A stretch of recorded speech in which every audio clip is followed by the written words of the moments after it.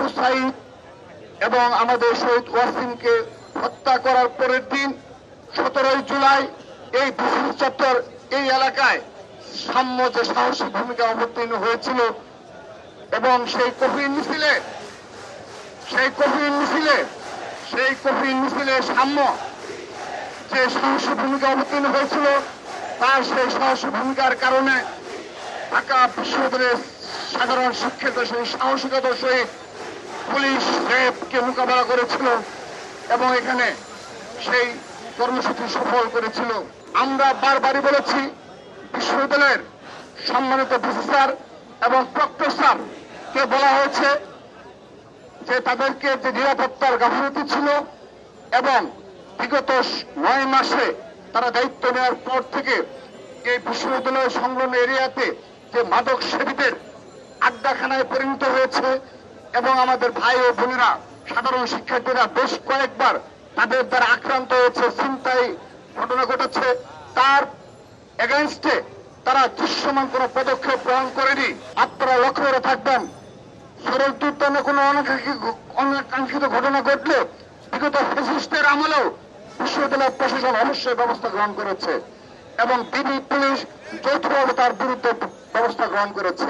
এটি একটা ঐতিহ্য, সবসময় শরীয়ত উদ্যান ঢাকা বিশ্ববিদ্যালয়ের সাথে রিলেটেড। কিন্তু আমরা লক্ষ্য করেছি সোশ্যাল মিডিয়ায় একটি গুপ্ত সংগঠন রয়েছে, তার নেতা কর্মীরা তারা সংঘবদ্ধভাবে এর বিরুদ্ধে অপপ্রচার চালাচ্ছে।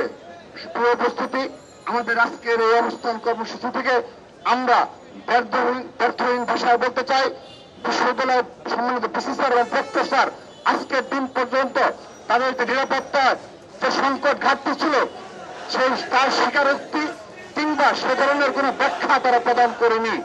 আমরা নিন্দা জানাচ্ছি, তারা নীরব ভূমিকা পালন করছে, আমরা নিন্দা জানাচ্ছি। সম্মানিত উপস্থিতি, সেই সাথে আজকের এই কর্মসূচির মাধ্যমে আমাদের যে নিরাপদ ক্যাম্পাসের দাবি, সেই নিরাপদ ক্যাম্পাসের দাবিতে ইতিমধ্যে তাদের 2-1টি পদক্ষেপ আমরা লক্ষ্য করেছি। তারা বলেছে শরীয়ত উদ্যানকে রমনা পার্কের ন্যায় তারা মনিটরিং আওতায় নিয়ে আসবে, সিসি ক্যামেরা এবং আলোকসজ্জার ব্যবস্থা করবে। আমরা তাদের সে কথা আশ্বস্ত হতে চাই। কিন্তু নিরাপদ ক্যাম্পাসের দাবিতে আরো অনেকগুলো বিষয় রয়েছে, সেই বিষয়গুলিতে তাদের কোনো মনোযোগ রয়েছে কিনা সে বিষয়ে সংশয় রয়েছে আমাদের। সেজন্য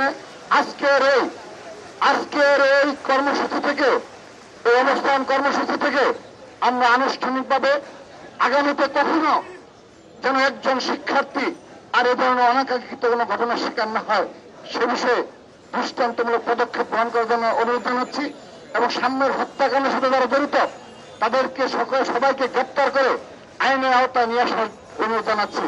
এই বাংলাদেশের একটি গুপ্ত সংগঠন রয়েছে, 1971 সালের পরাজিত শক্তিদের দূষণ রয়েছে, যারা এই ঢাকা বিশ্ববিদ্যালয়ে এখনো গুপ্ত অবস্থায় রাজনীতি করে, তারা প্রকাশ্যে তাদের সংগঠনের পরিচয় দিতে লজ্জাবোধ করে সেই সংগঠনের নেতা কর্মীরা সাম্যের হত্যাকাণ্ড নিয়ে সোশ্যাল মিডিয়ায় প্রপাগান্ডা ছড়িয়েছে।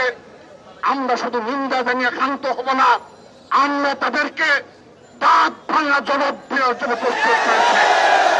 আমরা যখন মনে করব তাদেরকে রাজপথে আমরা সেভাবে জবাব দেব। আমরা আমাদের ভাইকে হারিয়েছি, আমাদের স্বাভাবিকভাবে আমাদের নেতা কর্মীরা ক্ষুব্ধ থাকবে। আপনারা লক্ষ্য করে দেখবেন তারা কতটা হিংস্র, তারা কতটা মনুষ্যত্বহীন, সেই প্রমাণ তারা সোশ্যাল মিডিয়ায় দিয়েছে। তারা নিজেদের ইসলামিক ছাত্র সংগঠন মনে করে, আমি বিশ্বাস করি তারা একটা মুনাফাকের সংগঠন। তার প্রমাণ আবারও সাম্য হত্যার মাধ্যমে এবং সম্রাটকে এবং আবারও তারা এই সম্রাটকে একই ভাবে মিলিয়ে প্রমাণ করছে তারা মুনাফিকের দল। এবং সেই কারণে 1990 সালে সকল ছাত্র সংগঠন মিলে তাদের বিরুদ্ধে নিষিদ্ধের পক্ষে অবস্থান গ্রহণ করেছিল। তাদের চরিত্রের কারণে, তাদের মুনাফিক এবং দ্বিচারিতার কারণে 1990 সালে সকল ছাত্র সংগঠন এক এবং ঐক্যবদ্ধভাবে তাদের নিষিদ্ধের পক্ষে অবস্থান গ্রহণ করেছিল।